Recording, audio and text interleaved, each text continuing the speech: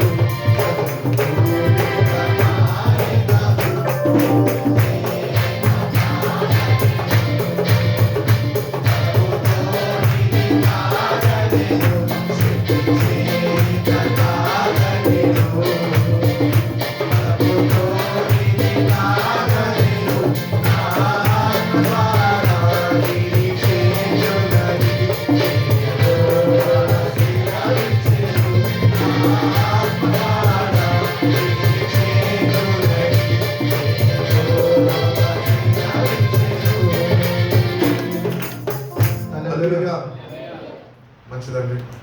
లెంట్లోని 4వ ఆదివారంకి వచ్చి ఉన్నాము కాబట్టి లెంట్ సర్వీసెస్ ఇక్కడ జరుగుతున్నాయి. ఎంతమంది వస్తున్నారు నాకైతే తెలియదు, కానీ వచ్చిన వారికి వాక్యం అందింపబడుతున్నది. అటు రీతిగానే దేవుడితో సమయం గడిపే కృపను దేవుడు అనుగ్రహించున్నాడు. కాబట్టి ఆల్మోస్ట్ 22 days లెంట్ సీజన్లో మనం ముగించుకొని ఉన్నాము. కాబట్టి ఈరోజు ఆదివారము దేవుడి దినము, పరిశుద్ధ దినం కనుక ఈ లెంట్లోని 4వ ఆదివారము అంటే ఆనందించుము.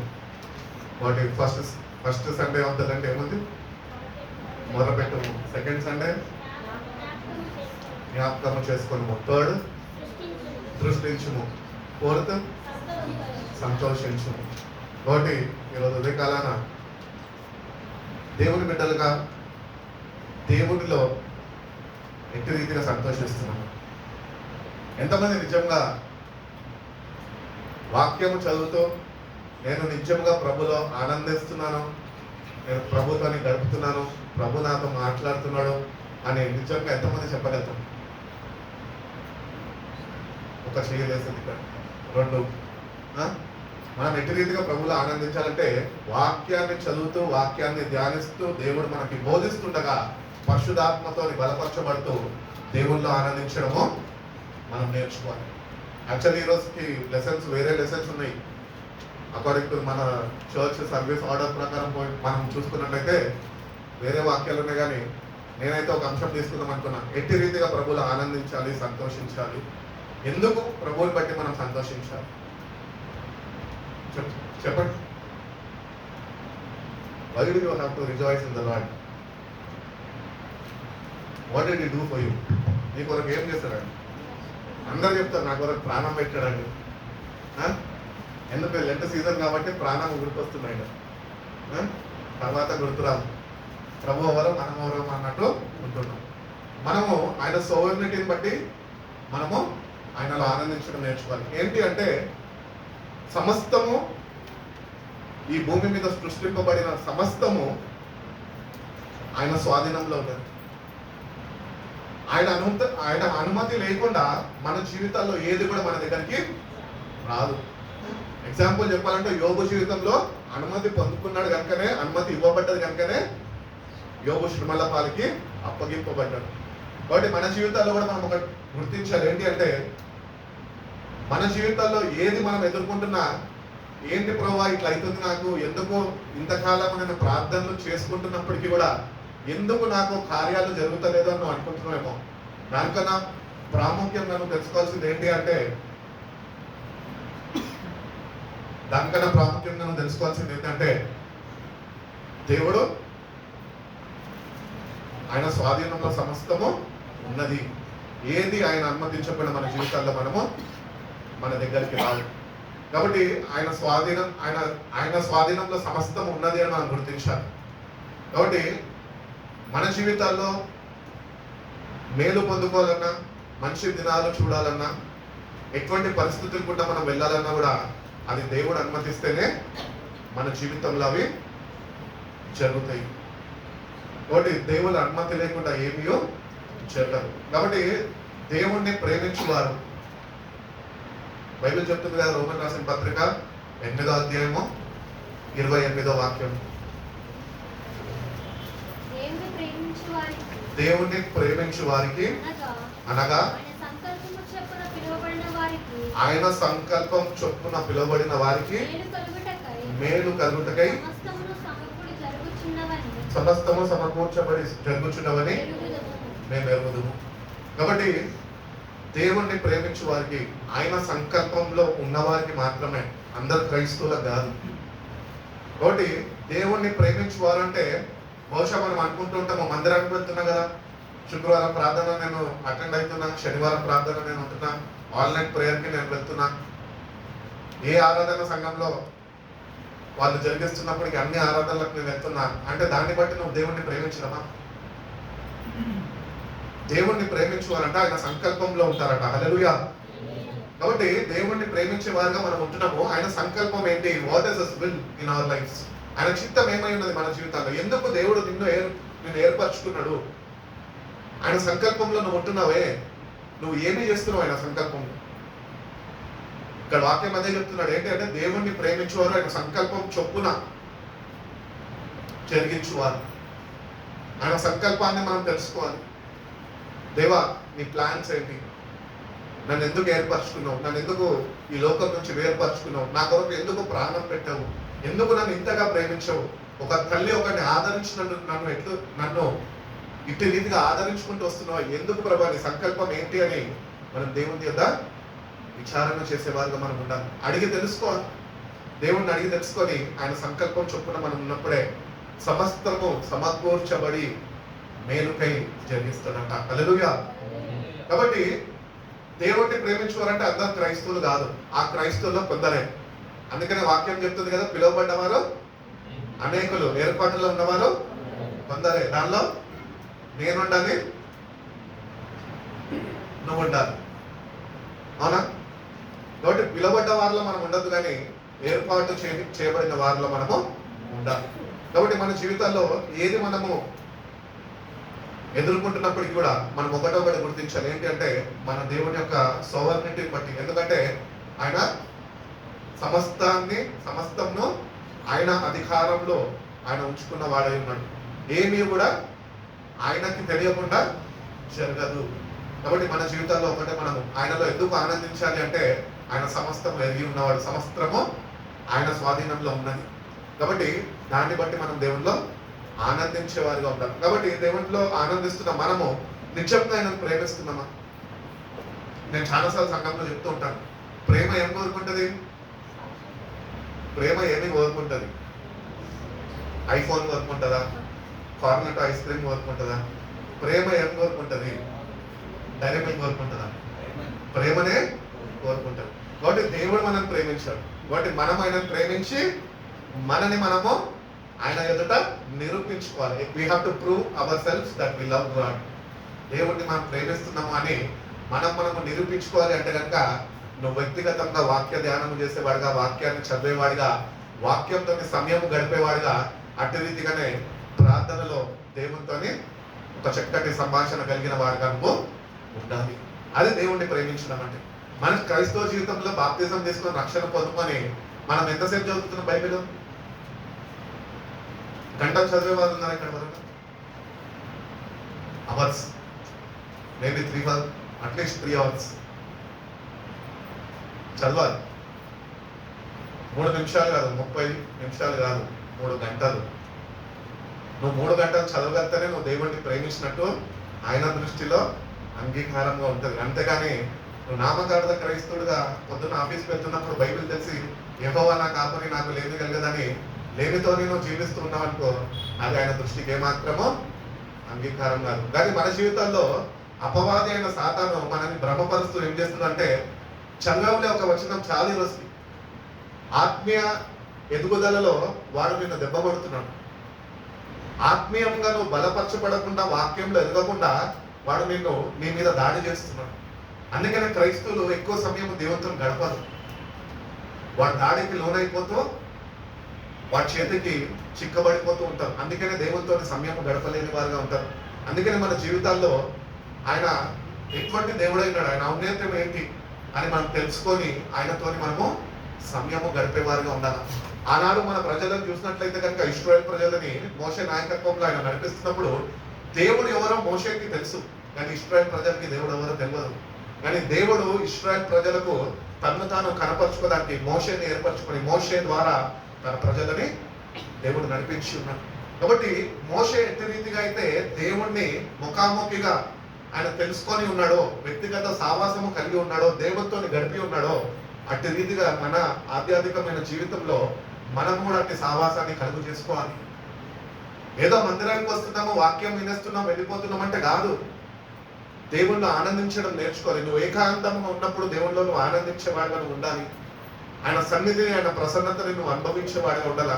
ఆయన జీవవాక్యముతో నువ్వు నింపబడుతుండాలి. ఆత్మచేత నువ్వు నూతన బలం పొందుకుంటూ ఉండాలి. ఇటు రీతిగా మనము ఆత్మీయతలో ఎదుగుదలకి రావాలి అంటే కనుక నీ వ్యక్తిగత జీవితంలో నువ్వు అట్లీస్ట్ ఒక 3 hours నీ ప్రేయర్ లైఫ్ నువ్వు అలవర్చుకోవాలి. 3 గంటలు ప్రభుత్వం గడిపేవాడిగా ఉండాలి. నీ ఫోన్ నీతో ఉండదు. కేవలము వాక్యము, ఒక నోట్బుక్, పుస్తకము, దేవునితో నువ్వు గడిపేవాడిగా ఉండాలి. వాక్యము ధ్యానించాలి. దేవా నువ్వు నాతో మాట్లాడు, మర్మాలు నాకు తెలియజేయి, నాకు బోధించు ప్రభువా అని దేవుడిని మనం అడిగినప్పుడు దేవుడు సమస్తాన్ని మనకి ఆయన తెలియజెప్తాడు. కాబట్టి దేవుని దగ్గరకు వస్తున్న మనము ఆయన సంకల్పంలో ఉండాలి అంటే కనుక ఆయన సంకల్పం చొప్పున జరిగించువారు అంట. కాబట్టి సంకల్పాన్ని మనం తెలుసుకోవాలంటే ఫస్ట్ దేవుని వాక్యాన్ని మనము ఎరిగిన వారమై ఉండాలి. పాత నిబంధన నుంచి ఎన్నో చరిత్రలో ఎన్నో కథలు వినుకుంటూ వచ్చాము. జరిగిన సంఘటనలో సన్నివేశాలన్నీ మనము వినుకుంటూ, చదువుకుంటూ, ధ్యానించుకుంటూ వచ్చాం.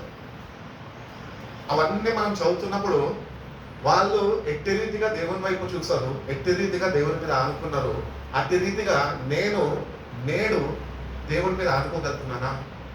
దేవునితో అంటే సావాసం కలిగి నేను జీవించగలుగుతున్నానా?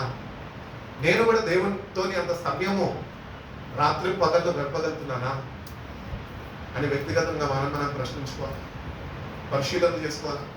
ఎందుకు నువ్వు ఆత్మీయ స్థితిలో నువ్వు ఎదగలేకపోతున్నావు? ఎందుకు ప్రభులో నువ్వు ఆనందించలేకపోతున్నావు? ఈ లోకంలో ఆనందిస్తున్నావు, ఫ్రెండ్స్తో ఆనందిస్తున్నావు, స్క్రీన్ ముందు కూర్చొని ఆనందిస్తున్నావు, వీడియోస్ చూసి ఆనందిస్తున్నావు.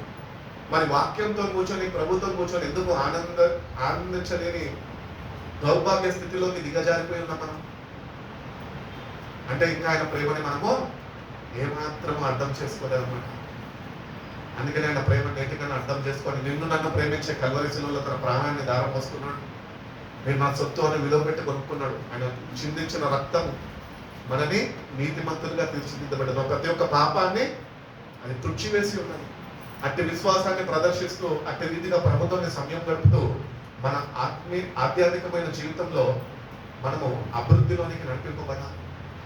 ఈ లోకంలో ఉన్న వాటిని బట్టి మనం ఆనందించడం కాదండి క్రైస్తవ జీవితం. క్రైస్తవ జీవితము వాక్యము బట్టి ఆనందించడం. హల్లెలూయా. ఆత్మతోని ఆనందించడం.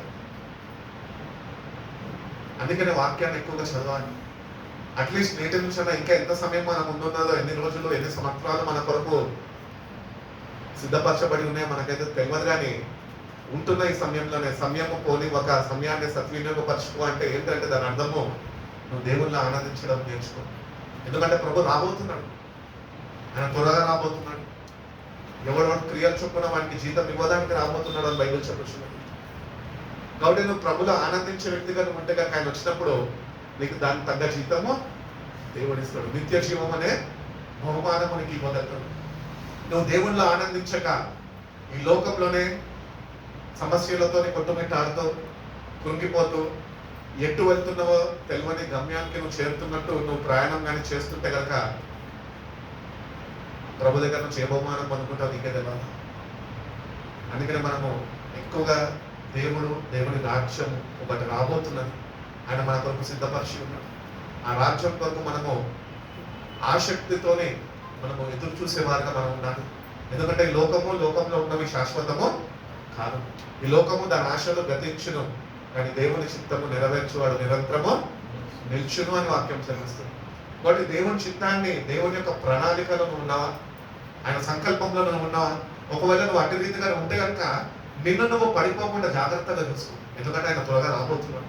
ఎందుకంటే ఈ లోకంలో మనం అనుకుంటాం నేను బాగానే ఉన్నా కదా, బైబిల్ చదువుతున్నా కదా, ప్రార్థన చేసుకుంటున్నా కదా, మందిరానికి వెళ్తున్నా కదా, కానుక ఇస్తున్నా కదా, దశభాగం ఇస్తున్నా కదా, నువ్వు అనుకుంటున్నావు నేను బాగానే ఉన్నా అనుకుంటున్నావు. కానీ అపవాది అయిన సాతాను ఎట్టి రీతిలో దెబ్బ కొడతాడంటే నిన్ను వాక్యంలో ఎదగనీయకుండా దెబ్బ కొడుతున్నాడు.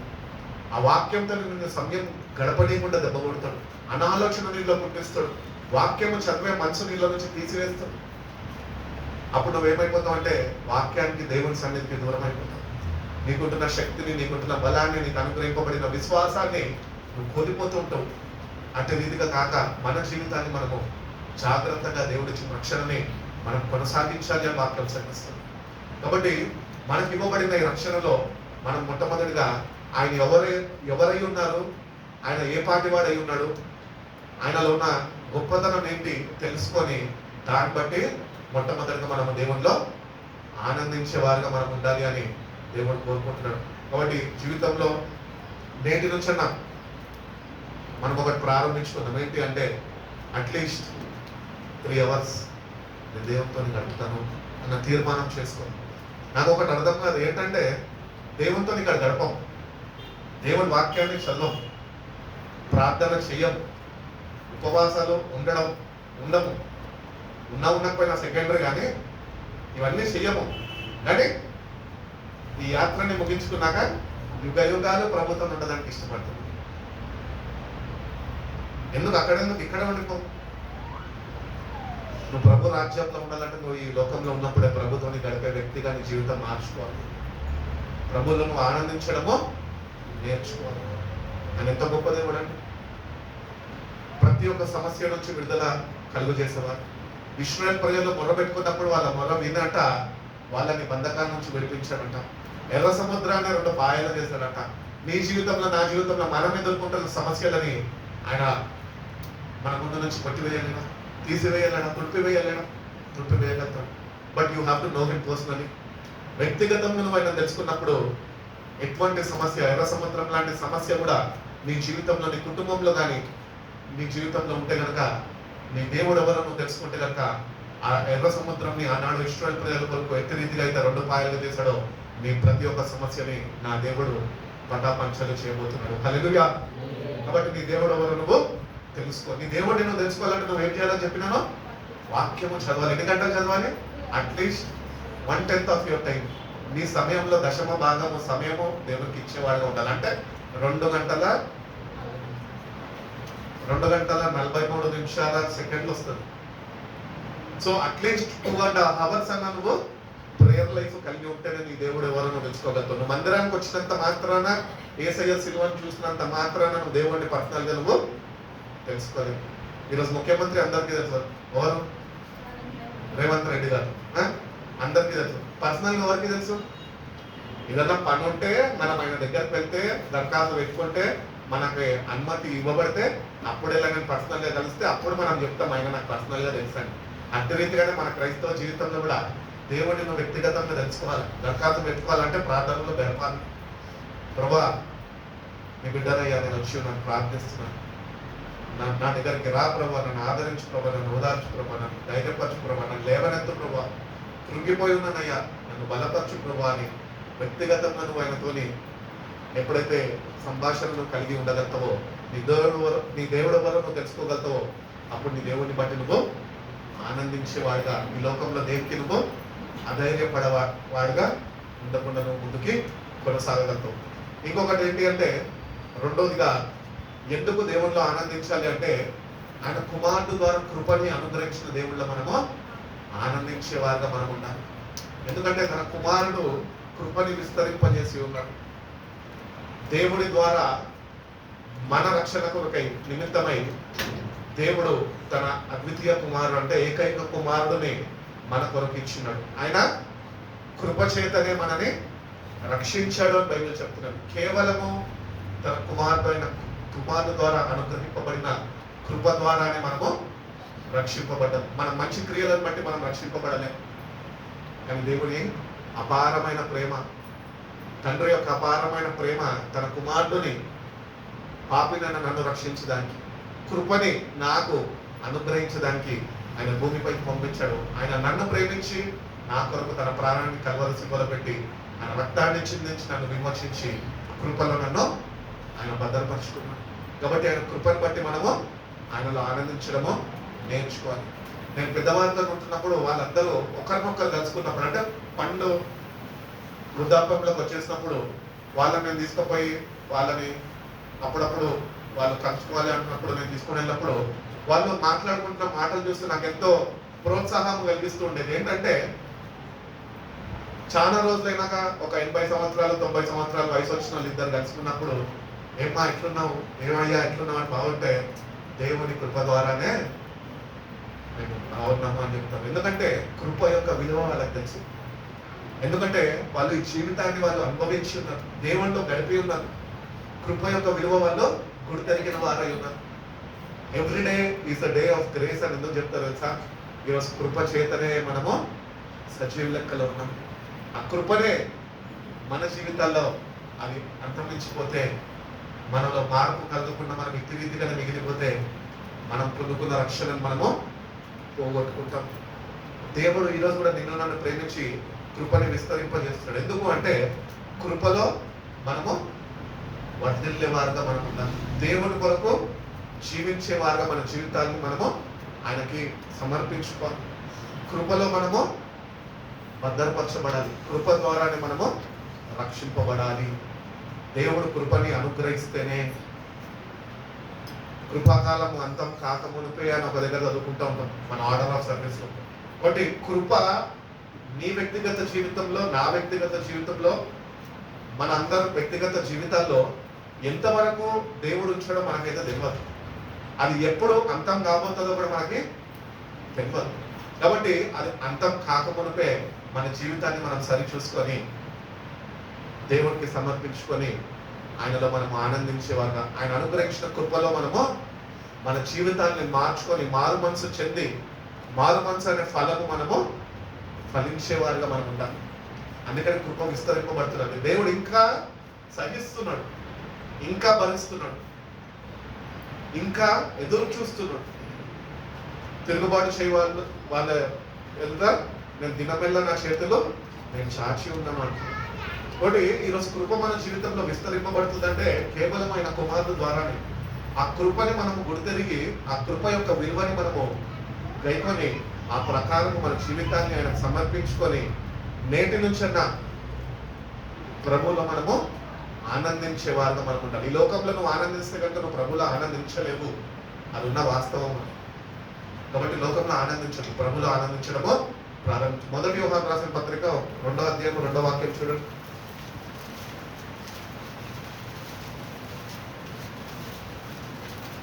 ఆయనే మన పాపములకు శాంతికరమై ఉన్నాడు.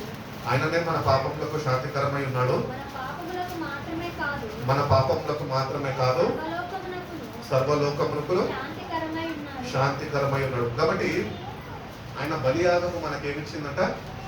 నెమ్మది, శాంతి, సమాధానము అనేది మనకు కలిగజేసిందంట. ఈరోజు దేవుణ్ణి నమ్ముకున్న మనము రక్షణ పొందుకున్నా అంటున్నాము, చక్కగా పాటలు పాడతాము, వాక్యము చదువుతాము, చక్కటి వాక్య జ్ఞానముతో నింపబడి ఉన్నాము. కానీ ఈరోజు కూడా మనం ఏం చేస్తున్నామంటే దేవుని యొక్క సావాసంలో నిలిచి ఉండక, ఆయన కృపని అర్థం చేసుకోక, మనం కృపలో వర్ధిల్లలేని వారుగా మనము ఉంటున్నాం. ఎక్కడేసి గొంగలు అక్కడి మార్పు చెందాలండి, మార్పు చెందాలి. దేవుడు మన అందరి దగ్గర నుంచి ఒకటి కోరుకుంటాడు.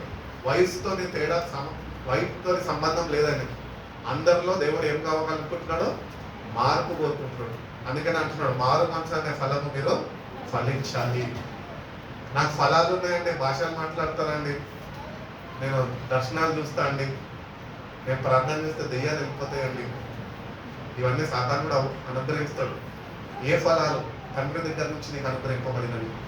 ఆత్మ ఫలాలైనా అవి, లేకపోతే మరొక ఫలాల? ఈ లోకంలో కూడా ఫలాలు ఉన్నాయి కదా. దేవుడు ఏదైతే తోటలో అన్ని ఫలాలు పెట్టాడు, కానీ ఒక ఫలంని ముట్టద్దు.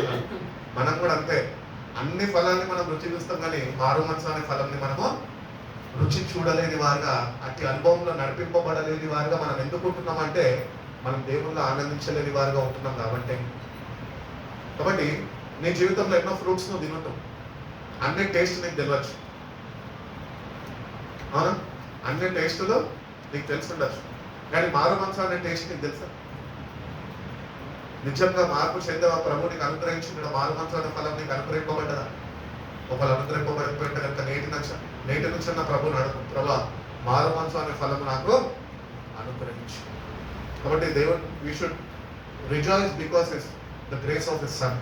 ఆయన కుమారుడు ద్వారా కృపని మనకి అనుగ్రహింపబడ్డది. కేవలము ఆయన కృప ద్వారానే మనము ఈరోజు రక్షింపబడి ఉన్నాం. కాబట్టి రక్షణలో ఉంటున్న మనము, రక్షింపబడుతున్న మనము ఈరోజు శ్రద్ధ వహించి నిజమైన మారు మనసు అనే ఫలం మనము ఫలించేవారుగా ఉండాలి. ఆ ఫలాన్ని నీ దేవుడికి అర్పించేవారుగా మనము ఉండాలి అని దేవుడు కోరుకుంటున్నాం. కాబట్టి మారు మనసు అనే ఫలం మనకు కావాలి. కృప ఎందుకు విస్తరింపబడుతుంది అంటే మన జీవితాల్లో నువ్వు ఐఐటిలో గోల్డ్ మెడలిస్ట్ అవుతావనో, లేకపోతే ఒక పెద్ద ఎంఎన్సి కంపెనీలో ఒక టాప్ మోస్ట్ మేనేజర్ పోస్ట్లో ఉంటావనో, లేకపోతే దేశము రాజకీయాల్లో ఒక ప్రథమ స్థానంలో నువ్వు ఉంటావనో నీ కృప విస్తరింపబడతలేదు. నీ కృప దేనికి విస్తరింపబడుతుంది అంటే నువ్వు మారు మనసు అనే ఫలం నేటికన్నా ఫలిస్తావేమో. కృపాకాలం అంతం కాకముంపే నీ జీవితాన్ని ప్రభు ఎంత వాక్యం ఎంత సరి చూసుకొని నీ కృపాకాలం నీ జీవితంలో అంతం కాకమునిపే మారు మనసు అనే ఫలము నువ్వు ఫలించాలి. కాబట్టి రెండో విషయంగా మనం చూసుకున్నట్లయితే కేవలం ఆయన కృప ద్వారా, కుమారుడు అనుగ్రహ కృప ద్వారానే మనము అందులో ఆనందించడము నేర్చుకోవాలి. మూడోదిగా మనం చూసుకున్నట్లయితే we rejoice because of the presence of the Holy Spirit. ఆయన పరిశుద్ధ ఆత్మని మనతో ఉంచున్నాడు కనుకనే మనము ఆయనలో ఆనందించే వారిగా మనము ఉంటున్నాము. ఈరోజు దేవుళ్ళో ఎందుకు చాలా మంది ఆనందించలేరు తెలుసా? దేవుడు అనుగ్రహించిన పరిశుద్ధ ఆత్మని వాళ్ళు పొందుకోలేదు కాబట్టి సర్వీస్ అంటే బోర్ కొడుతుంది, పాటలు అంటే బోర్ కొడుతుంది, వాక్యం అంటే బోర్ కొడుతుంది, ప్రార్థన అంటే బోర్ కొడుతుంది. అదే బిర్యానీ తిందాం పదా అంటే చెప్పులు వేసుకోకపోతే బండి స్టార్ట్ అయిపోతుంది. ఇటు రీతిగా మన జీవితాలు ఉంటాయి. ఇటు రీతిగా కాదండి, ఇటు రీతిగా కాదు. మనం నిజంగా దేవుని సన్నిధిని బట్టి, ఆయన పరిశుద్ధాత్మని బట్టి మనము ఆనందించేవారుగా మనము ఉండాలి. దేవుని సన్నిధిలో రక్షణ పొందుకున్నావు కానీ ఇంకా పరిశుద్ధాత్మని నువ్వు పొందుకోలేదేమో. దేవుని సన్నిధిలో వేచు, దేవుని సన్నిధిలో మోకరించు. శిష్యులకు చెప్పాడు, మీరు మేడగదిలో వేచి ఉండండి, పైనుంచి వచ్చే శక్తి మీరు పొందుకునేంత వరకు మీరు ఆ గదిని విడిచిపెట్టదు. మన వ్యక్తిగత జీవితాల్లో కూడా రక్షణ పొందుకొని ఆ రక్షణ మనం ఒక నాడు ప్రభు ప్రత్యక్షమయ్యే దినాన మనం అది పొందుకోవాలి అంటే ఆయన దగ్గర నుంచి మనం అవి పొందుకోవాలి అంటే కనుక నువ్వు ఆయన అనుగ్రహించిన పరిశుద్ధ ఆత్మని నువ్వు మొట్టమొదటిగా పొందుకున్న వాడవై ఉండాలి. కాబట్టి పరిశుద్ధాత్మని నువ్వు దేవుని సన్నిధిలో వేచి ఉండి పొందుకునేవాడుగా ఉండాలి. ఈరోజు దేవుడిలో మనం ఎందుకు ఆనందించాలి తెలుసా? ఆయన ఆత్మని మనతోనే ఆయన ఉంచున్నాడు. అందుకని భక్తుడు అంటాడు కదా పత్రికల్లో, ఈ లోకంలో ఉన్నవాడు కన్నా నాలో ఉన్నవాడు గొప్పవాడు. కాబట్టి ఆయన గొప్ప దేవుడై ఉన్నాడు. సర్వలోకాన్ని ఆయన సృజించి ఉన్నాడు. మనిషిని తన స్వరూపంలో చేసుకుని ఉన్నాడు. మనిషి దేవుని మీదకి తిరుగుబాటు చేసి పాపము చేసినప్పటికీ కూడా దేవుడు ఆయన రూపంలో తనను చేసుకున్నాడు. కాబట్టి ఆయన ప్రియ కుమారుడిని ఈ మానవుడిని రక్షించడానికి భూమిపైకి పంపించి ఉన్నాడు. ఆయన ఎంతగా మనల్ని సహించాడంటే ఆఖరి బొట్టు వరకు రక్తము కార్చాంతగా మనని ఆ కల్వరిలో సినిమలో మనం సహించి ఉన్నాడు. కాబట్టి ఆయన అనుగ్రహించిన పరిశుద్ధాత్మని నువ్వు ఎప్పుడైతే పొందుకుంటావో, ఆత్మతో నీకు అన్యున్న సావాసం కలిగించుకుంటావో, అటు రీతిగా కలిగి జీవించగలుగుతావో, అప్పుడే నీ క్రైస్తవ జీవితంలో నువ్వు ప్రభువులో ఆనందించడం నువ్వు నేర్చుకుంటావు. పరిశుద్ధాత్మ వరము లేకుండా నువ్వు దేవుల్లో ఏమాత్రము నువ్వు ఆనందించలేవు. ఈ పరిశుద్ధాత్మ వరము నీకు అనుగ్రహింపబడితే నీ పరలోక జ్ఞానంతో నీకు నింపబడతావు. అప్పుడు పరలోకంలో ఉన్న తండ్రిని నువ్వు మహిమపరిచే రీతిగా కుమారుడిని బట్టి నువ్వు ఆయనలో ఆనందించడం. కాబట్టి దేవుడి దగ్గరకు వచ్చిన మనము ఆ పరిశుద్ధాత్మను బట్టి మనము ఆనందించాలి. అందుకని ప్రభు అంటున్నాడు కదా, ఎక్కడ ఇద్దరు ముగ్గురు నా నామంలో కూడి ఉంటారో వాళ్ళ మధ్యలో నేను ఉంటాను అన్నాడు. ఈరోజు ఆయన వాక్య స్వరూపిగా మనతో ఉంటున్నాడు. అటు రీతిగానే ఆత్మస్వరూపిగా మన మధ్యలో ఆయన సంచరిస్తున్నాడు. కాబట్టి ఆయన ఆత్మను బట్టి మనము సంతోషించాలా, ఆయన ఆత్మతో మనము నింపబడాలి. సంఘము ఈరోజు దేవుని రాక కొరకు సిద్ధపాటు కలిగి ఉన్నదంటే సంఘమంతటా సంఘము సిద్ధపడలేదు, కానీ సంఘము మీదకి దిగి వచ్చిన పరిశుద్ధాత్మ సంఘాన్ని సిద్ధపడుతుండగా సంఘము సిద్ధపరచబడుతుంది. హల్లెలూయా. అది సంఘంగా సిద్ధపడలేదు. కానీ సంఘం మీదకి ఏదైతే పరిశుద్ధాత్మ పంపబడ్డదో, ఆ పరిశుద్ధాత్మతో ఎందరైతే నింపబడుతున్నారో, అట్టి సావాసము కలిగించుకొని జీవించగలుగుతున్నారో ఆత్మతోని, వాళ్ళు మాత్రమే ఆయన పరిశుద్ధ రాకడ కొరకు తగిన సిద్ధపాటు కలిగిన వారై వాళ్ళు నడిపింపబడుతున్నారు. కాబట్టి సంఘానికి వచ్చినంత మాత్రాన ప్రభు రెండో రాకడ వస్తున్నప్పుడు మనం ఆయనకి ఎదుర్కోలేము. ఎన్నో వీడియోస్ మనం చూస్తుంటాం రాప్చర్ గురించి, ప్రభు యొక్క రాకడ గురించి. సంఘంలో ఉన్న సంఘస్థులు అక్కడే ఉంటారు, కానీ సంఘంలో ఒక 4-5 మాత్రమే వాళ్ళ బట్టలు వాళ్ళ బైబిల్ అక్కడ పట్టుబడి ప్రసంగికులు కూడా అక్కడ విడిచిపెట్టబడతాడు. అంతే, వాళ్ళు మహిమ శరీరాలు ధరించుకొని వాళ్ళు ప్రభుని కలుసుకోవడానికి మధ్యాకాశంలో చేర్చబడతారు. ఎందుకు ఇది వాళ్ళకి సాధ్యమైంది అంటే, ఇది మనకెందుకు సాధ్యం అవుతలేదు అంటే, వాళ్ళు పరిశుద్ధాత్మని పొందుకొని వాళ్ళు సిద్ధపాటు కలిగిన వారి ప్రభు కొరకు ఎదురు చూసే వారిగా వాళ్ళు ఉంటున్నారు. ఆత్మ ప్రేరేపణ చేత, ఆత్మ నింపుదల చేత, ఆత్మ బలము చేత వాళ్ళు ప్రభు యొక్క రాకడ కొరకు ప్రతినిత్యము కనిపెట్టుకుని ఉన్నారంట. ఆ పరిశుద్ధాత్మ దేవుడు చేసే మన జీవితాల్లో ఆ గొప్ప కార్యం అదే ఏంటి అంటే, ప్రభు యొక్క రాకడ కొరకు నిన్ను సిద్ధపరుస్తుంది. హల్లెలూయా. కాబట్టి ప్రభు యొక్క పరిశుద్ధాత్మని మనం పొందుకోవాలి. పరిశుద్ధాత్మని ఎట్లా పొందుకుంటాము? ప్రభా నాకు ఉద్యోగం నీ ప్రభా వివాహం జరిగించు ప్రభా పిల్లల్ని ప్రభా అన్నట్టు నువ్వు ప్రార్థన చేసుకొని, ప్రభా నాకు పరిశుద్ధాత్మ నీ ప్రభా అంటే వచ్చేస్తుందా? వేచి ఉండాలి. పొద్దుకునేంత వరకు నువ్వు ఆయనతో పోరాడాలి. నీ ఆత్మతో నింపుతే తప్ప నేను నిన్ను విడిచిపెట్టానయ్యా. యాకోబు పెట్టుకోలేడు, నువ్వు నన్ను ఆశీర్వదిస్తే గాని నేను నిన్ను వద్దాను. మన ఆధ్యాత్మికమైన జీవితంలో మనం కూడా రక్షింపబడ్డాము అని పేరుకే ఉంటున్నాం మాత్రం, కానీ మనం నశించే వారి జాబితాలో మన పేరు ఉంటుంది. ఎందుకంటే ఇంకా ఆత్మ అభిషేకాన్ని పొందుకోలేదు. దేవునితో నేను సావాసం కలిగి ఉన్నప్పుడు, వాక్యంలో ఎదుగుతున్నప్పుడు, వాక్యాన్ని నీ హృదయంలో నువ్వు భద్రపరుచుకొని వాక్యం అనుగ్రహిస్తున్న ధైర్యాన్ని నువ్వు పొందుకుంటున్నప్పుడు, ఆ జీవాన్ని నువ్వు కలిగి జీవిస్తున్నప్పుడు దేవుడు నీకు శక్తినిస్తాడు.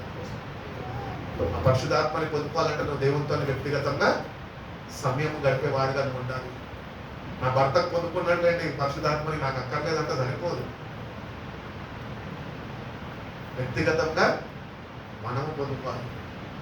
వ్యక్తిగతంగా నీతో సావాసం చేయడానికే దేవుడు పరిశుద్ధాత్మని మన యుద్ధకు పంపించాడు.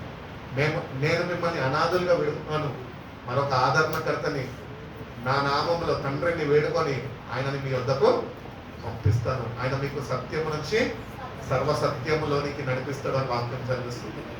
కాబట్టి ఈ పరిశుద్ధాత్మ నడిపింపు మన జీవితాల్లో లేకపోతే మనము ఈ స్పిరిచువల్ వాక్ ఏదైతే ఉందో, ఆధ్యాత్మికమైన ప్రయాణం ఏదైతే మనం కొనసాగిస్తున్నామో ఎక్కడికి వెళ్తున్నామో మనకు తెలియదు. కానీ ఎప్పుడైతే నువ్వు ఆత్మని పొందుకుంటావో అది సరైన గమ్యానికి నిన్ను చేరుస్తుంది, అటు సిద్ధపాటు నీకు అనుగ్రహిస్తుంది అని దేవుని వాక్యం చదివిస్తుంది. కాబట్టి ఆయన ఆత్మను బట్టి మనము ఆయనలో ఆనందించడము నేర్చుకోవాలి. దేవుని ఆత్మ లేనివాడు నావాడు కాదా అంటున్నాడు ప్రభు. మరి ఇంకా మనం సంఘంలో చేర్చబడ్డాము, సంఘంలో ఎదుగుతున్నాము, వాక్యం వింటున్నాము, ప్రార్థన చేస్తున్నాము, ప్రార్థనలకు వెళ్తున్నాము. ఇంకా తెలిసిన వల్ల నేను తీసుకొని వస్తున్నాము, వాళ్ళకు కూడా కొన్ని సంవత్సరం 2 సంవత్సరాలు రక్షణలో నడిపించి అవకాశం దొరికితే వాళ్ళకు కూడా బాప్తిజం ఇప్పిస్తున్నాం. అంతా బాగానే ఉంది. కానీ వ్యక్తిగతంగా నువ్వు ప్రభు అనుగ్రహిస్తున్న ఆదరణకర్త అయిన పరిశుద్ధ ఆత్మని నువ్వు ఇంకా పొందుకోకుండా జీవిస్తున్నావే, అదొకటే కారణము నువ్వు ప్రభులో ఆనందించకుండా ఉండడానికి. నువ్వు ప్రభులో ఆనందించాలంటే నువ్వు పరిశుద్ధ ఆత్మని నువ్వు తప్పక నువ్వు పొందుకోవాలి. వాటి నేటి నుంచి ప్రభు సన్నిధిలో ప్రభు నాకు ఇది చెయ్యి అది చెయ్యి అని అడగడం కాదు. ఎప్పుడు మన అవసరతను తీర్చుకోవడానికి కాదు ప్రభు దగ్గరికి రావాల్సింది. ప్రభు దగ్గరికి దేనికి రావాలంటే ప్రభు మనల్ని వేటితోనే దీవించాలనుకుంటున్నాడు, వేటితోని మనల్ని అలంకరించాలనుకుంటున్నాడు, వేటితోని మనల్ని ఆశీర్వదించాలనుకుంటున్నాడు, అవి పొందుకునే దానికి ఆయన యొక్కకి మనము రావాలి. ఎందుకంటే ఆయన అనుగ్రహించేవి అవి శాశ్వత కాలం ఉండేవంట. హల్లెలూయా. ఈ లోకంలో నువ్వు పొందుకునేవి అవి తాత్కాలికమైనవి. ఇప్పుడు దేవుడిని నువ్వు అడుగుతావేమో, దేవా నాకు ఇది కావాలి అని. దేవుడు అంటాడు, నా బిడ్డ నన్ను అడిగింది కాబట్టి నేను ఇస్తా అంటాడు. ఇంకా అదే నా నీ జీవితం, దాంతోనే గడిపేస్తావు. అది కాదు నీ జీవితం. మరి శ్రేష్టమైన జీవితం దేవుడు నీకు ముందుగానే సిద్ధపరిచి ఉన్నాడు. అవన్నిటిని నువ్వు తెలుసుకొని దేవుడు అనుగ్రహిస్తున్న ఆత్మీయ వరాలు ఫలాలతో నువ్వు నింపబడాలి. ప్రభు కొరకు ఫలించేవాడిగా నువ్వు ఉండాలి. నా కొరకు నువ్వు ఏమి చేసావు అని దేవుడు అడిగినప్పుడు, దేవుని ఎదుట నిలబడినప్పుడు ఒక రోజు నా కొరకు ఏమి చేస్తావు బిడ్డ అంటే నువ్వు ఏం చెప్తావు దేవుని కొరకు? ప్రభా కష్టపడి చదువుకున్నా ప్రభా, ఐఐటి గోల్డ్ మెడల్ తీసుకున్నా ప్రభా, యూనివర్సిటీ టాపర్ ప్రభా, ఎంఎన్సి కంపెనీలో బెస్ట్ ఎంప్లాయీ నేనే ప్రభా, బెస్ట్ మేనేజర్ నేనే ప్రభా, ఇది నీకు చెప్తావా ప్రభుకి? లేకపోతే ప్రభా ఈ లోకంలో నాకు ఏ స్థాయి లేకపోయినప్పటికీ నేనైతే నీ వాక్యంలో ఎదిగాను ప్రభా, నీ వాక్యాన్ని నేను విశ్వసించా ప్రభా, ఆ వాక్యము చేతనే నేను ఆధారము చేసుకొని జీవించా ప్రభా అని చెప్పలేక ఎట్లా ఉంటుంది ఈరోజు నీ స్పిరిచువల్ వాక్? నిజంగా దేవుడితో నడుచుకుంటున్నావా? ప్రతిదినం దేవుడు నేను నడిపిస్తున్నాడా?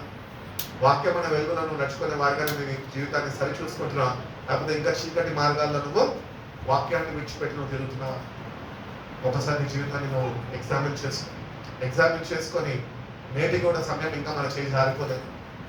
ఇంకా సమయం ఉండగానే ప్రభు దగ్గరకు వచ్చినాము, ప్రభా నీ ఆత్మని నేను పొందుకొని కృపను దయచేయి, నీ సన్నిధిని ప్రసన్నతని నేను పొందుకొని కృపను నాకు దయచేయి ప్రభా అని దేవుణ్ణి అడిగితే కనుక నువ్వు ప్రార్థన చేస్తున్న ప్రతిసారి, నువ్వు వాక్యం చదువుతున్న ప్రతిసారి, నువ్వు దేవుని సన్నిధిలో మోకరిస్తున్న ప్రతిసారి దేవుని యొక్క సన్నిధిని, ఆయన ప్రసన్నతని నువ్వు అనుభవించే వ్యక్తిగా దేవుని జీవితంలో ఆత్మ కార్యాన్ని జరిగిస్తాను అని దేవుడు చెప్తున్నాడు. కాబట్టి whenever we pray we have to literally enjoy the presence of God. ఎంతమంది ఉన్నారు సంఘంలో అన్నది ఇంపార్టెంట్ కాదు, ఎంతమంది ఆత్మతోనే నింపబడి దేవుణ్ణి ఆనందిస్తున్నారో అన్నది ఇంపార్టెంట్. అందరూ అంటారు మాది ఇంత పెద్ద సంఘం అంటే ఇన్ని వేల మంది వస్తారండి. ఇన్ని వేల మంది అన్ని వేల మంది అంటే ఎవరిని విమర్శించను, కానీ నా ప్రశ్న, నా బాధ ఏంటంటే అన్ని వేల మందిలో ఎందరో ఆత్మతో నింపబడి దేవుళ్ళ నిజంగా ఆనందిస్తున్నారు? ఒక్కడే ఉండు మందిరంలో పర్వాలేదు, కానీ దేవుని సన్నిధిని ప్రసన్నతను అనుభవించే వ్యక్తిగా జీవితాన్ని నువ్వు ఆత్మతోనే నింపబడు. కాబట్టి మనకి మందితోనే మనకు అవసరం లేదు, ప్రభుత్వాన్ని నీకు అవసరం ఉన్నది. నువ్వు మందితో అవసరాలు తీర్చుకోనికి ప్రయత్నించాక ప్రభుత్వాన్ని అవసరాలు తీర్చుకొని, అందుకని నీ అవసరం ఏమైనా ఉంటే ప్రభుత్వాన్ని పెట్టుకో, నీ వ్యవహారం ఏమైనా ఉంటే ఆయనకు చెప్పు, ప్రభా ఇది నా పరిస్థితి, నన్ను మార్చు ప్రభా, నీ ఆత్మతో నింపు ప్రభా, నన్ను కూడా శక్తివంతుడు కనుకో చెయ్యి ప్రభా అని నువ్వు ప్రభుని అడిగితే ప్రభు తప్పక తన పంపిన పరిశుద్ధ ఆత్మ చేత మనని నడిపిస్తాడు. అందుకని దావీదు కీర్తన 23 అంటాడు, గాఢాంధకారపు లోయలో నేను సంచరించినానో ఏ అపాయము నా యొద్దకు రాదు. ఎందుకు? దేవుని ఆత్మ సన్నిధి అనుభవిస్తున్నాడు. భయంకరమైన పరిస్థితులు కూడా మన జీవితాల్లో మనం వెళ్తూ ఉంటాం. అటువంటి పరిస్థితుల్లో ఎందుకు నాకు ఈ కష్టాలు వచ్చాయి, ఎందుకు నాకు ఈ జీవితం, నాకైనా రావాల్సింది కష్టాలు, చచ్చిపోతే బాగున్నాని అపవాది నీలో ఆలోచనలు పుట్టించి ప్రేరేపణ కలిగిస్తూ ఉంటారు. ఆ సమయంలో ఏమైపోయింది నీ భక్తి?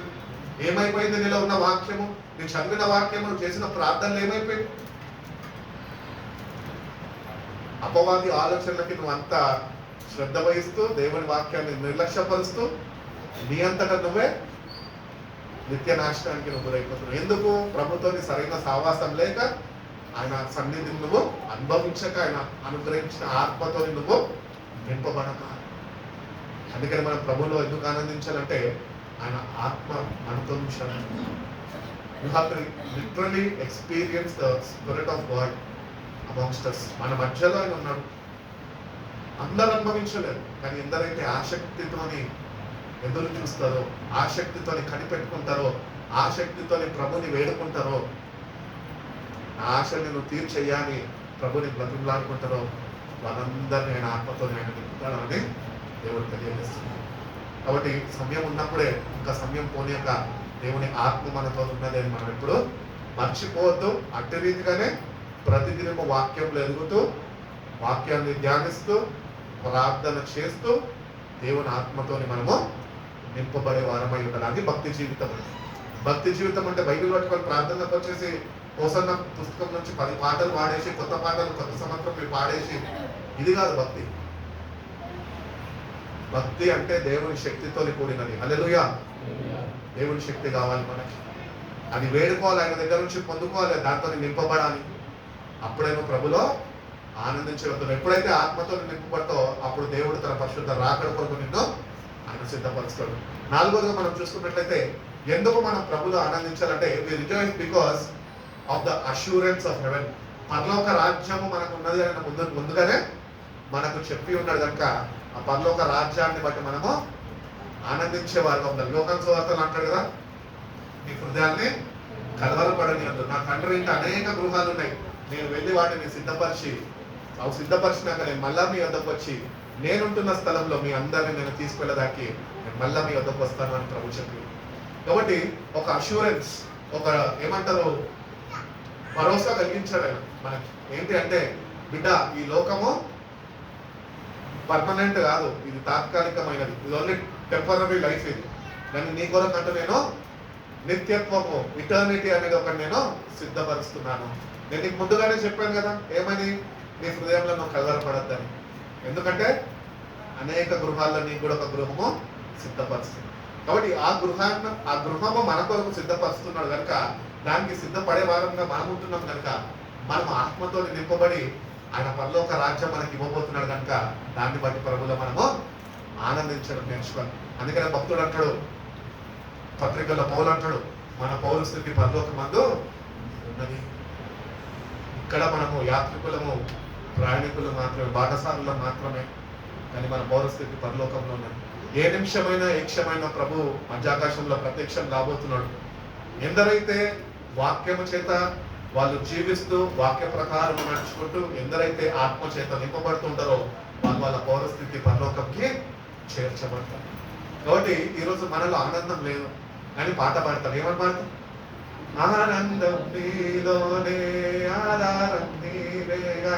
కాంగో పడుతున్నప్పుడు బీట్లకు ఊపు వస్తుంది, మరొక ఆత్మ వచ్చి మనం ఊపుతుంది, మనమేమో ఆనందించినట్టు నటిస్తాము, వేషధారులుగా మారిపోతాము.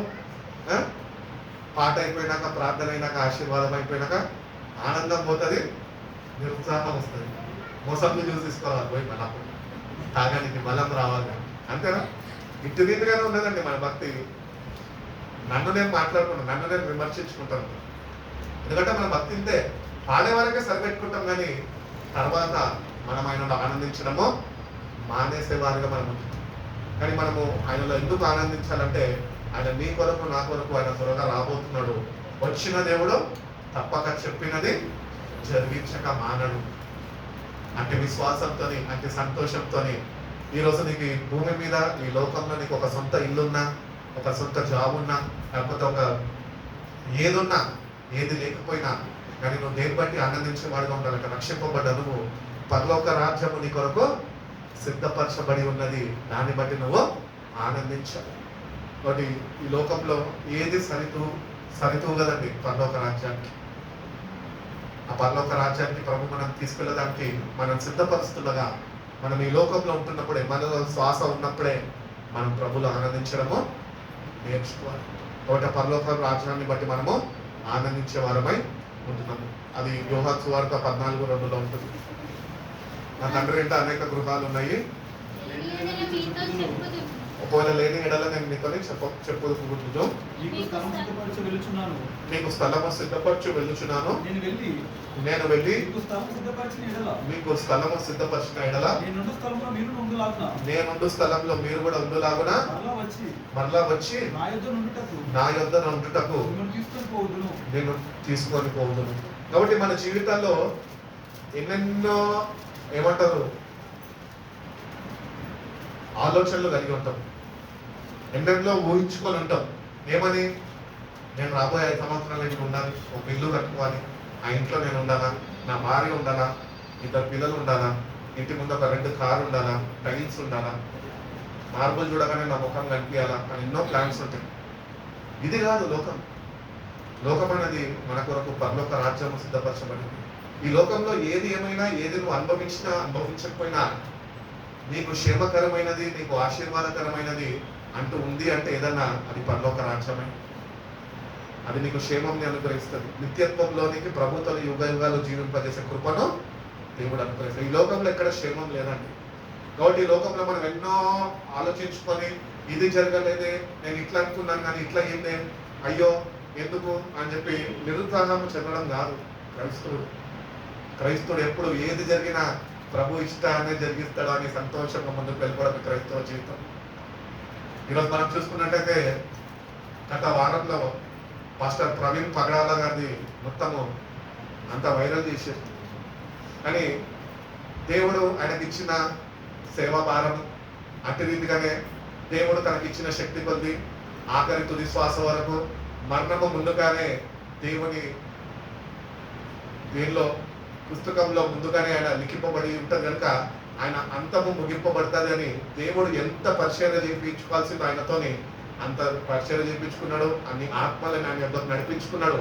ఆ ఒక్క వ్యక్తి ద్వారా ఆ అక్క సాక్ష్యం జెసికాక ఇచ్చిన సాక్ష్యం మనం చూసినట్లయితే కనుక ఆమె ఒకటే చెప్తున్నది ఏంటంటే, ప్రభు ఇచ్చాడు, ప్రభు తీసేసుకున్నాడు, ఆయన చేయవలసినంత చేసేదాడు, ఆయన సమయం ముగింపబడ్డది, ఆయన వెళ్ళిపోయినాడు, దేవుని రాజ్యంలో సంతోషంగా ఉన్నాడు. నేను ఏమాత్రము బాధపడతలేదు, నాకు ఏమాత్రము పోలీస్ ఎంక్వైరీలు అక్కర్లేదు, కానీ ఒక్క ప్రవీణ్ వెళ్ళిపోతే 1000 మంది ప్రవీణ్లు లేకపోతున్నారు. హల్లెలూయా.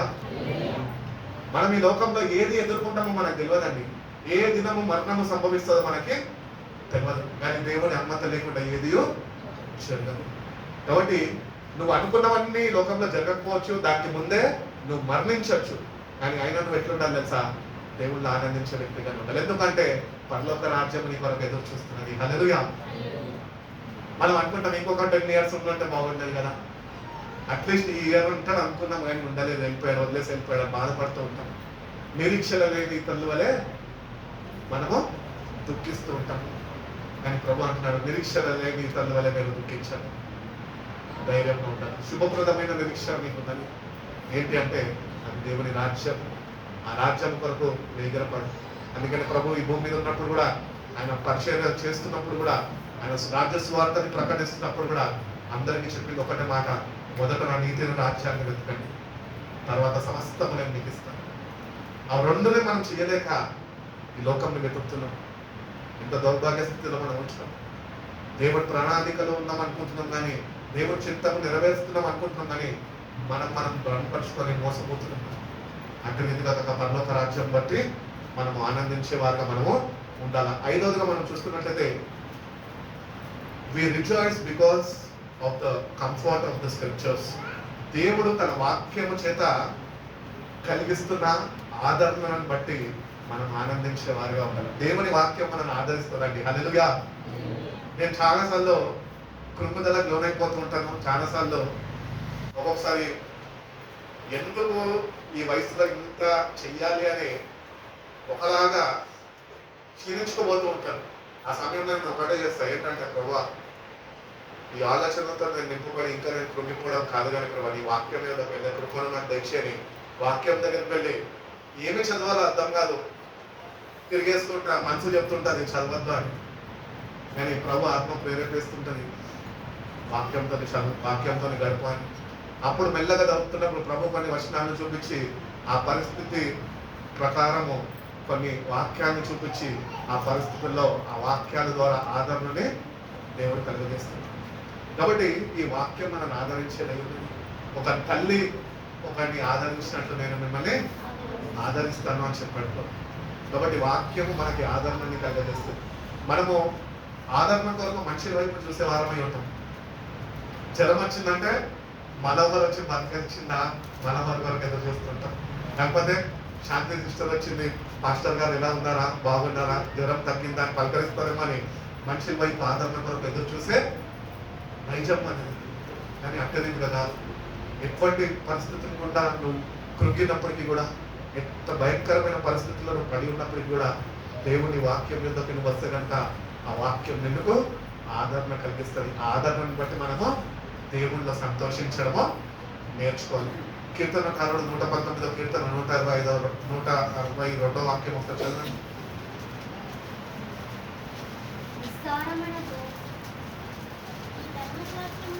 119:162. సంపాదించిన వాణి వలె నీవిచ్చిన మాటను బట్టి నేను సంతోషించుచున్నాను. నీవిచ్చిన మాటని బట్టి నేను సంతోషించుచున్నాను. కాబట్టి దేవుని వాక్యము మనకి ఏం కలిగజేస్తుందంట? సంతోషం. కాబట్టి నిజంగా నీ వ్యక్తిగత జీవితంలో దేవుని వాక్యము చదువుతూ ఆ సంతోషాన్ని నువ్వు నిజంగా అనుభవించగలుగుతున్నావు. కీర్తనకారుడు అయితే చెప్తున్నాడు, ఒకడు ఈ లోకం మొత్తం సంపాదించుకున్నట్టు నేను ఈ మాటల్ని బట్టి నేను నీలో ఆనందిస్తున్నాను. మనం ఈ లోకంలో అన్ని సమకూర్చుకున్నప్పుడు ఎంత సంతోషంగా ఉంటామండి. అనుకున్నవన్నీ కళ్ళ ముందుంటే duplex house, Mercedes Benz car, చక్కటి అందమైన భార్య, లేకపోతే అందమైన భర్త, చక్కటి పిల్లలు, చక్కటి ఉద్యోగము, చక్కటి స్థానము, తులాలు తులాలు బంగారము అన్నీ ఉన్నాయి. వాటిని బట్టి నువ్వు ఆనందించగలుగుతావు. వాడికి ఆనందాన్ని ఇస్తాయి. అవి ఏం చేస్తాయి కదా సార్, ఈ లోకపరమైన ఏం చేస్తాయంటే, ఒకవేళ భర్త మంచాడు అనుకో, భార్యను ప్రేమించాడు అనుకో, ఒక 10 తులాలు అడిగింది అనుకో, సరే 10 అడిగింది కదా నా భార్యనే కదా 12 కొని ఇచ్చింది అనుకో, ఆ 12తో తృప్తి కదా ఆమెకి 22 కావాలని చోటు పెడతారు. అప్పుడే మంచి మారిపోతుంది ఆమె. 12 నుంచి 22కి వెళ్ళిపోతుంది. అక్కడ ఈయనకి ఉండే ఏది మనకి సంతోషం ఇయ్యదండి. ఈ లోకంలో ఏది సంతోషం ఇయ్యదు. ఎందుకంటే ఈ లోకము ఎట్టి రీతిగా మనిషిని ఆకర్షిస్తుంది తెలుసా? పాపముతోని కూడిన ఈ లోకము ఎట్టి రీతిగా ఆకర్షిస్తుంది అంటే, ఏదైతే నువ్వు కావాలనుకుంటావు చూడో అది నిన్ను పొందుకునే రీతిగా నిన్ను నడిపిస్తుంది. నువ్వు పొందుకున్నాక I'm not satisfied with it అని నేర్పిస్తుంది. 12 కాస్త పోయి 22 22 నుంచి 34 పోయింది అనుకో, అంతే ఇంకా కోట్ల చుట్టూ తిరగాల్సి వస్తుంది. ఎందుకు చెప్తున్న మాటలు అర్థం చేసుకోండి. ఈ లోకంలో ఆనందము లేక ఏది ఇవ్వదు, దేవుని వాక్యము మాత్రమే. దేవుని వాక్యము మాత్రమే మనకి ఆనందాన్ని కలిగజేస్తుంది, ఆనందాన్ని కలిగజేస్తుంది. కాబట్టి దేవుని వాక్యాన్ని బట్టి మనము ఆయనలో ఆనందించడం నేర్చుకోవాలి. అందుకే నేను ముందుగా చెప్పాను కదా, కొన్ని గంటలు వాక్యంతో నడపండి, చదవండి, ధ్యానించండి. మీరు వాక్యం చదువుతూ ధ్యానిస్తూ గడుపుతుండగా దేవుడు అనేక విషయాలు మీతో మాట్లాడుతున్నప్పుడు ఒక పుస్తకంలో రాసుకోండి. అంటే it is almost like preparing for an exam. Eternity అంటే నిత్యత్వం అనే ఎగ్జామ్లోనికి మనకు యొక్క పరీక్ష అనమాట. దేవుని వాక్యం అది ఆదరిస్తూ ఉంటుంది, మనం బలపరుస్తూ ఉంటుంది, మనం లేవనెత్తుతూ ఉంటుంది, మనని దేవుని రాజ్యం వైపు నడిపిస్తూ ఉంటుంది. కాబట్టి దేవుని వాక్యము చదవడానికి ఏమాత్రము విసుక్కోవద్దు. మా ఇంట్లో మా మమ్మీ నాకు చిన్నప్పటి నుంచి చెప్పింది, చదువురా చదువురా చదువురా అని. కానీ నేను నా డిగ్రీ కాలేజ్ అయ్యే వరకు కూడా నేను చదువుకోలేదు. డిగ్రీ కాలేజ్ అయిపోయినాక కూడా, నా డిగ్రీ కాలేజ్ అయిపోయి ఒక 5 to 7 years మందిరంలో పరిచర్య చేస్తున్నా కానీ వాక్యం బోధించలేదు. అప్పుడు ఇంకా మినిస్ట్రీలోకి రాలేదు. మామూలుగా పరిచర్య చేస్తూ ఏదో నామకార్థ క్రైస్తవుడిగా గడిపేశాను. కానీ ఎప్పుడైతే నేను నా అంతటా వాక్యం చదవాలి అని ప్రేరేపణ దేవుడు కలిగించినప్పుడు కూర్చొని చదవడం ప్రారంభించడం, అప్పుడు వాక్యం యొక్క విలువ తెలిసింది. అప్పటి నుంచి వాక్యం నేను చదువుతా ఉన్నాను. నేను ఎన్నోసార్లు చెప్పాను, చిన్నప్పటి నుంచి నేను చదువుకున్న పుస్తకాలు, క్లాస్ వర్క్ బుక్లు కానీ, హోంవర్క్ బుక్లు కానీ ఒకటి కూడా రాయలేదు. కానీ ఎప్పుడైతే బైబిల్ ప్రారంభించానో అప్పటి నుంచి దాదాపు ఒక 15-20 పుస్తకాలు దేవుడు అందించిన మాటలన్నీ రాసుకుంటూ ఆ పుస్తకాన్ని జాగ్రత్తగా పెట్టుకున్నాను. నన్ను ఎవడన్నా ఈరోజు ఏమన్నా అడిగడంతో ఈ లోకంలో నువ్వు ఏం సంపాదించావు రాని, నాకు సమృద్ధి అయిన వాక్యం, సరిపోయినంత వాక్యం సంపాదించుకున్నాయంటే నేను ధైర్యంగా చెప్పగలను. ఎందుకంటే వాక్యంలో ఉన్న శక్తి అది. కాబట్టి అట్టి వాక్యము మనకి దేవుడు అనుగ్రహించున్నాడు. కాబట్టి దేవుని వాక్యాన్ని బట్టి మనము సంతోషించే వారమై ఉండాలి అని దేవుడు కోరుకుంటున్నాడు. అదేవిధంగా ఆ రోజుగా మనం చూసి ముగించుకున్నాం. ఆ రోజుగా ఎందుకు మనం దేవుళ్ళో ఆనందించాలి అంటే, because of the certainty of a prayer. దేవుడు నువ్వు చేసిన ప్రతి ఒక్క ప్రార్థనకి జవాబు ఇస్తాడు కనుక దాన్ని బట్టి నువ్వు ప్రభులో ఆనందించాలి. అట్టి విశ్వాసము, అట్టి పట్టుదల నీకు ఉండాలి. ఎందుకంటే ఈరోజు అందరం వస్తున్నాము, వ్యక్తిగతంగా అందరం ప్రార్థన చేయించుకుంటున్నాము. ఇంకా ప్రాముఖ్యంగా సేవకుల యొద్దకు వచ్చి సేవకుల దగ్గర ప్రార్థన చేయించుకుంటాం. ఎందుకు? దేవుడు ఒకవేళ నా ప్రార్థన నా వినకపోయినా సేవకుడు చేస్తాడు కనుక, సేవకుడు దేవునితో కట్టబడి ఉంటాడు కనుక, దేవుని మీదే దేవునితోనే గడుపుతూ ఉంటాడు కనుక నా ప్రార్థన వినకపోయినా పర్వాలేదు. కానీ నేను ఆయనతో ప్రార్థన చేయించుకుంటే ఆయన ప్రార్థన దేవుడు తప్పక వింటాడు. నేను ఒకటే మాట చెప్తాను, సేవకుడి ప్రార్థన ఒక్కటే కాదు దేవుడు వినేది. నువ్వు నిజంగా ఆయనకి మొర్ర పెట్టడం నేర్చుకుంటే, నిజంగా ఆయన సహాయం కొరకు నువ్వు వెతకడం నేర్చుకుంటే, నిజంగా ఆయన వైపు నువ్వు చూడడం నేర్చుకుంటే, ఆయన మీద ఆనుకోవడం నేర్చుకుంటే, నీ ప్రార్థన కూడా దేవుడు తప్పక ఆలకించేవాడు. అందుకని ఆయనకి ప్రార్థన ఆలకించువాడా అని పేరు ఇవ్వబడ్డది. ఆయన ఎవరి ప్రార్థన అన్నా ఆలకిస్తాడు అని చెప్పి మనం పాపంలో జీవించడం కాదు. బైబిల్లో క్లియర్గా చెప్తున్నాడు, మార్కు సువార్తలో చెప్తాడు అనమాట, పాపుల యొక్క ప్రార్థన దేవుడు ఆలకించాడు. కాబట్టి మనం పాపులం కాదు, మనము నీతిమంతులంగా తీర్చిదిద్దబడ్డవారు. కాబట్టి నీతి వాక్యము, నీతి మార్గంలో మనం నడుచుకునేవారుగా ప్రతిదినము వాక్యం అనే వెలుగుతో వెలిగింపబడుతూ, ప్రభులో ఆనందిస్తూ, ప్రభు అనుగ్రహిస్తున్న పరిశుద్ధ ఆత్మతో నింపబడుతూ, ఆ జీవవాక్యంతో సంతృప్తి కలుగుతూ మనం జీవించే వారమై ఉన్నాం. మనము సంతోషము వ్యక్తపరచాలి. ఎందుకంటే దేవుడు మనకి ఇది ఒక గైడ్గా ఇచ్చాడు. దీన్ని చదువుకోవాలి. దీనిలో ఎన్నో విషయాలు, ఆత్మీయ మర్మాలు దేవుడు మనకి ఆయన వెల్లడిపరుస్తూ ఉంటాడు, తెలియజేస్తూ ఉంటాడు, బోధిస్తూ ఉంటాడు, ఆయన తిరిగి జ్ఞాపకం చేస్తూ ఉంటాడు. అందుకని పరిశుద్ధాత్మ దేవుడి గురించి ఒక మాట ఉంటుంది కదా యోహాను సువార్తలో, ఏంటంటే నేను చెప్పిన సంగతులే ఆయన నీకు జ్ఞాపకంలోనికి తీసుకొని వస్తాడు అని ఉంటుంది. మరి ఏదో కొత్తవేమీ బోధించాడు. యేసు ప్రభు ఏవైతే చెప్పాడో అవి మాత్రమే నీకు జ్ఞాపకంలోనికి తీసుకొని రావాలి. అంటే నీలో కంటెంట్ ఉండాలి. నీలో కంటెంట్ లేకుండా కళ్ళు మూసుకుంటే వాక్యం కనిపించాలంటే కనిపించదా? నీలో కంటెంట్ ఉండాలి. అంత వాక్య సమయం నువ్వు ఇవ్వాలి దేవుడు. అప్పుడే నీ ఆధ్యాత్మికమైన జీవితంలో నువ్వు బ్రతికిన కొద్ది కాలము దేవుణ్ణి ఆనందించడము నువ్వు నేర్చుకోగలవు. కాబట్టి ప్రభులో ఆనందిస్తావు. ప్రభు ఒకటే అంటున్నాడు, ఫస్ట్ అన్నాడు కదా, మొరపెట్టండి, మొరపెట్టడం నేర్చుకో దేవుని దగ్గర. ఇశ్రాయేల్ ప్రజలు మొరపెట్టారు. వాళ్ళ మొరలను దేవుడు ఆలకించి, దేవుడు ఏమాత్రమో వాళ్ళ బంధకాన్ని తట్టుకోలేక వాళ్ళ మొరని ఆలకించి వాళ్ళని విడిపించి ఉన్నాడు. అదే రీతిగానే మనం కూడా నిజంగా ఎటువంటి పరిస్థితి కూడా నీ జీవితంలో నువ్వు వెళ్తున్నప్పటికీ నువ్వు నిజంగా ప్రభువుని వైపు చూస్తూ నువ్వు ఆయన మొరపెట్టడం నేర్చుకుంటే కనుక, ఆనాడు ఇశ్రాయేల్ ప్రార్థన ఆలకించిన దేవుడు నేను నీ ప్రార్థన కూడా ఆయన ఆలకిస్తాడు. నీ ప్రార్థనలకు కావాల్సిన జవాబుని ఆయన అనుగ్రహిస్తాడు. రెండోదిగా మనం చూస్తున్నట్లయితే జ్ఞాపకము చేసుకోవాలి. ఆయనని ప్రతినిత్యము మన జ్ఞాపకాలలో ఆయన ఉండాలి. మన జ్ఞాపకాలలో ఎవరుంటారు చెప్పాలి? మన జ్ఞాపకాలలో ఎవరుంటారు? గర్ల్ ఫ్రెండ్ ఉంటే గర్ల్ ఫ్రెండ్ ఉంటుంది, బాయ్ ఫ్రెండ్ ఉంటే బాయ్ ఫ్రెండ్ ఉంటాడు, హస్బెండ్ వైఫ్ అంటే హస్బెండ్ వైఫ్లో ఉంటారు. అది ఈ కాలంలో లేదనుకోండి, అర్థమవుతుందా? మన జ్ఞాపకాలలో ప్రతినిత్యము ఆయన ఉండాలంట. అదే ఆత్మ నడిపింపండి. ప్రతినిత్యము ఆయనని కలిగి జీవించడం అంటే నీ జ్ఞాపకాలలో ఆయన ఉండాలి. ఎక్కడ పోయినా ప్రభువుని నువ్వు స్మరించేవాడిగా ఉండాలి. బస్సు ఎక్కుతున్నా, బస్సు దిగుతున్నా, ఎక్కడ నువ్వు నడుచుకొని వెళ్తున్నా, ఏ పని మీద నువ్వు ఉంటున్నా ప్రభువుని తలంచుకుంటూనే నీ పనులన్నీ నువ్వు చేసేవాడిగా అట్టి జ్ఞాపకంలో ఆయననే నువ్వు ఉంచుకోవాలి. అట్టి రీతిగానే మన దృష్టి మొత్తం ఆయన మీద నింపాలి. ఈరోజు మన దృష్టి ఆయన మీద నింపలేని వాళ్ళ మనం ఉంచాలి. ఆదివారం వచ్చినప్పుడే మందిరం కనిపిస్తుంది. ఆదివారం వచ్చినప్పుడే మనసు మందిరం వైపు తిరుగుతుంది, తర్వాత లోకం వైపు తిరిగిపోతుంది. అట్టి రీతిగా కాదు, మన దృష్టి ఆయన మీద నింపాలి. అందుకనే హెబ్రీయులకు రాసిన పత్రిక 12వ అధ్యాయం 2వ వాక్యం అంటారు కదా, విశ్వాసాన్ని కొనసాగించే క్రీస్తు వైపు చూచుచు మీ ముందున్న పనులను మీరు తెచ్చండి. కాబట్టి మనము ఈ విశ్వాస యాత్రలో మనం ఉంటున్నాం. దాన్ని సరైన రీతిలో మనము ముగించబడాలి అంటే కనుక నీ దృష్టి లోకం మీద కాక కేవలం ఆయన మీద నింపేవాడిగా నువ్వు ఉండాలి. మనందరికీ తెలిసిన విషయమే, పేతురు గారు మునిగిపోయేదానికి కారణం ఏంటి?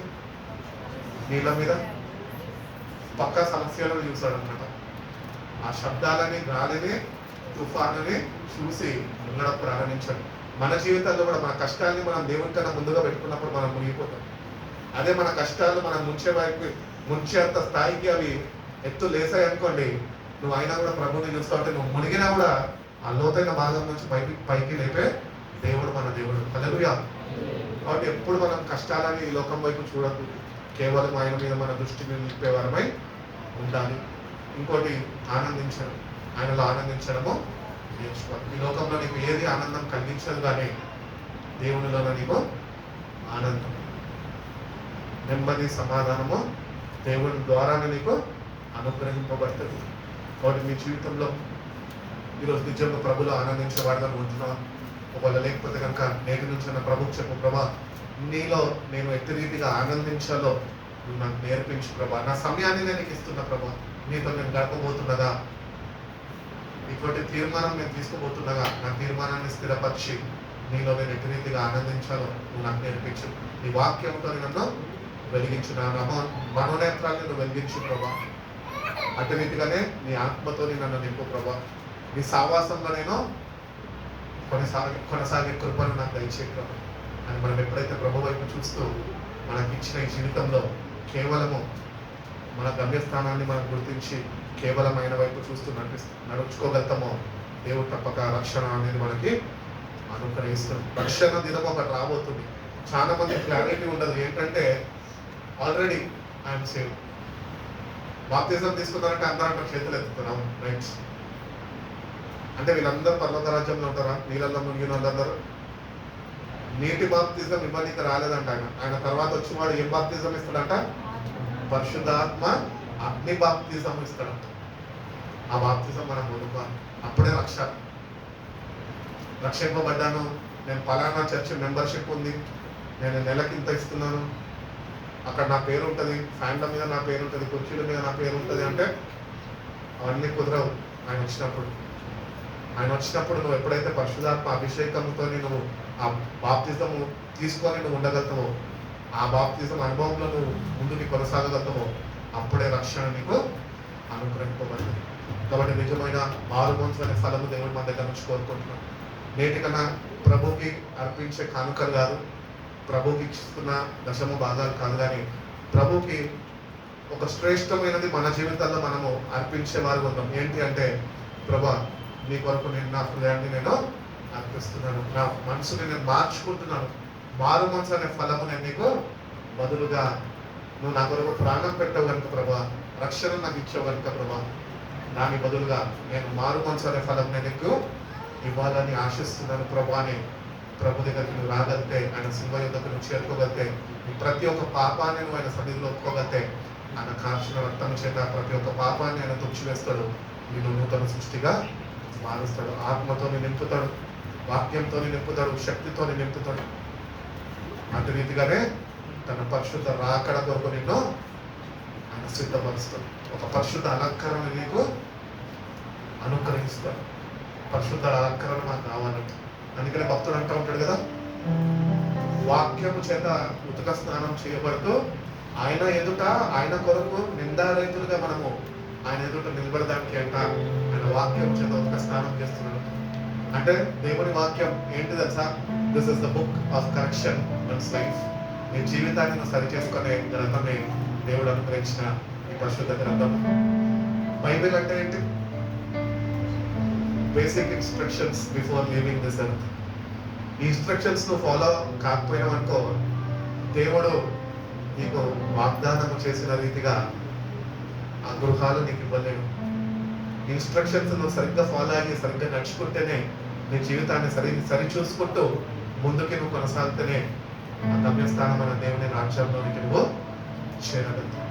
ఒకటి మన జీవితాలు ఎట్లున్నాయో ఒక్కసారి మనము పరిశీలన చేసుకొని దేవుని దగ్గరకు వచ్చిన మనం, ప్రభు ఈ లోకంలో నేను ఆనందించలేకపోతున్నాయా, దానికన్నా ప్రాముఖ్యంగా ప్రభావ నీ సన్నిధిలో నేను ఆనందించలేకపోతున్నాయా, నీ సావాసంలో నేను ఆనందించలేకపోతున్నా ప్రభా, నన్ను ఒకసారి జ్ఞాపకం చేసుకో, నన్ను క్షమించు ప్రభా, పాపినయ్యా, నా పాపాలన్నీ నీ దగ్గర ఒప్పుకుంటున్నా ప్రభా, నన్ను నీ ఆత్మతో నింపు, నీ వాక్యంతో నింపు ప్రభా, నన్ను నిలబెట్టు ప్రభా, నీ కొరకు నేను నిలబెడతాను ప్రభా అని ప్రభు నేను వరకు కనుక ప్రభు తప్పక నన్ను దర్శిస్తాడు, నేను నిలబడతాడు, వాక్యంతో వెలిగిస్తాడు, ఆయన ఆత్మతో నిన్ను నింపి నిన్న పరిశుద్ధ నాకడ కొరకు ఆయన కొరకు ఈ భూమి మీద ఉండవలసినంత కాలము ఆయన కొరకు ఒక జ్యోతి వలె, సాక్షి వలె నిన్ను జీవింపజేస్తాడు. దేవుడి కొన్ని కృప మనందరికీ అనుగ్రహించి మనల్ని బలపరిచి నడిపించడం కాక కళ్ళు మూసుకున్న ప్రార్థన చేసుకుంటాం.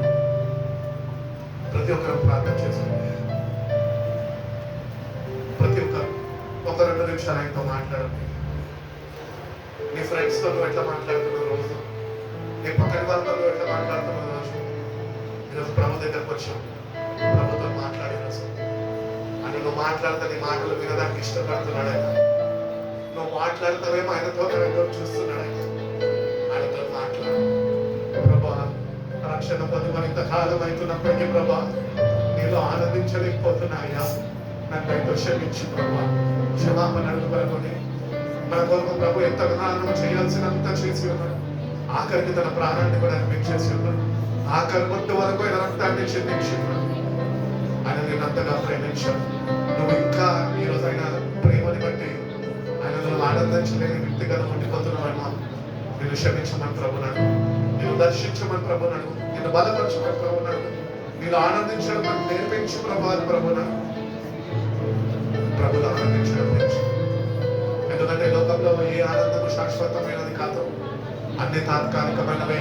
నీకుంటున్నవన్నీ తాత్కాలికమైనవే, నీకుంటున్న ప్రేమలన్నీ తాత్కాలికమైనవే, నీకుంటున్న కుటుంబము తాత్కాలికమైనదే, నీకుంటున్న బాంధవ్యాలు తాత్కాలికమైనవే. కానీ ప్రభు నిత్యము నీతో ఉంటున్న వాడై, ఆయన ఆత్మని నీతో ఉంచిన వాడై ఉంటున్నాడు, ఆయన జీవవాక్యం నీతో ఉంచిన వాడై ఉంటున్నాడు. దాన్ని బట్టి ప్రభులు ఆనందిస్తానని చెప్పు. ప్రభా నా ఆనందాన్ని నీలో స్థిరపరచు ప్రభా. నిన్ను బట్టి అతిశయించేవాడిగా ప్రభా, కేవలం నీ సిల్వను బట్టి నేను అతిశయించేవాడిగా ప్రభా, నువ్వు అనుగ్రహించిన రక్షణని బట్టి నేను ఆనందించేవాడిగా ప్రభా. మీరు నాకు సహాయం చేయండి.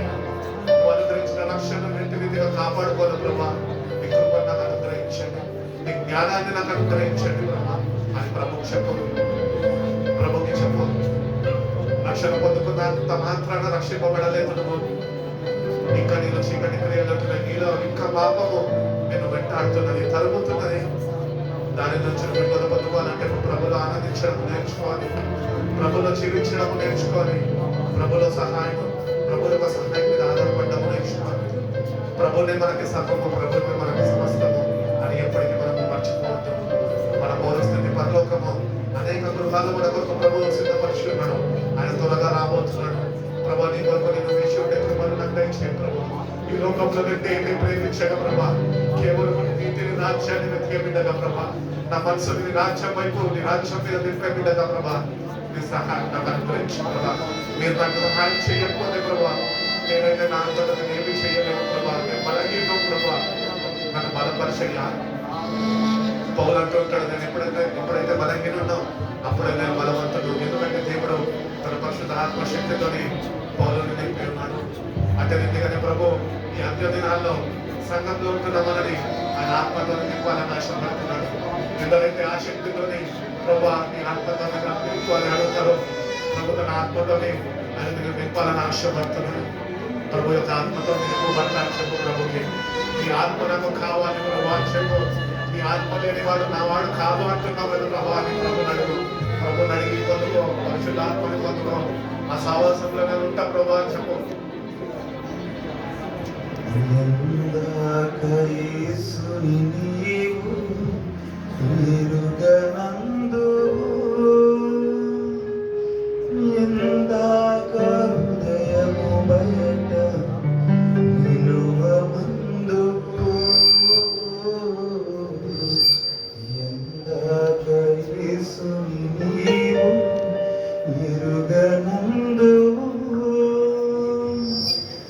ఎందాక హృదయముయ నిలువమందు యేసయ్య ప్రేమ నీకు లోకువాయనా యేసయ్య సిలువ సువార్త చులకనాయనా యేసయ్య ప్రేమ నీకు లోకువాయనా యేసయ్య సిలువ సువార్త చులకనాయనా సందేహమేలా సంశయమేలా యేసునామములను పరికించి చూడు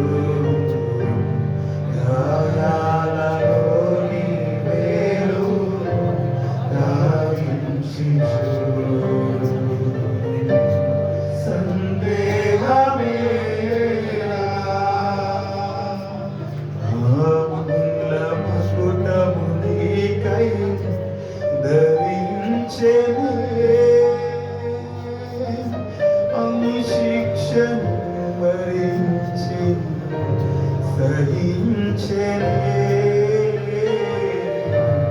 ఆముల మకుటము నీకై ధరించెనే